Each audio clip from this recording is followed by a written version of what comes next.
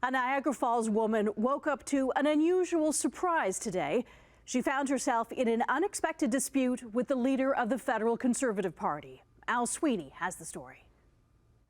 In this quiet Niagara Falls neighborhood, Asha Letourneau was a little miffed with federal Conservative leader Pierre Poilievre over what he called her house. He called it a shack.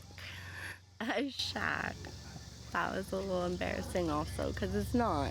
It cost $550,000 Canadian for a tiny little shack. Poilievre gave out the address of Letourneau's house to illustrate his argument about the housing market and invited reporters to check it out. The house is a 1.5 story that's been on the market for some time. Letourneau is a renter and doesn't know why it hasn't sold, but she says it's not a shack, as Poilievre said. I found it a little bit embarrassing, especially when I seen it on social media, but I don't know. Poilievre's argument is that housing prices have doubled during the government of Prime Minister Trudeau, and houses just across the Niagara River in the U.S.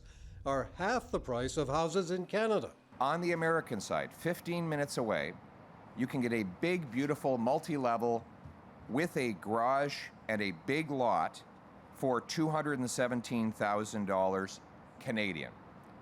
Why is it that you pay twice as much for a quarter of the home on the Canadian side of the border? Poilievre didn't give an address for the American house, but real estate listings for Buffalo tend to support his argument. There are plenty of houses priced in the 200,000s and even less. The average price in Ontario last month was just over 900,000. Poilievre says the difference between housing in Canada and the U.S. is government policy.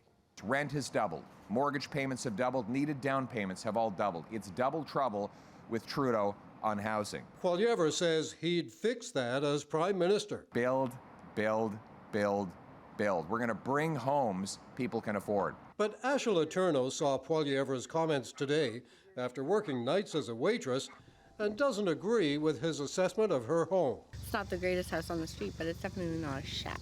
Al Sweeney, CHCH News, Niagara Falls.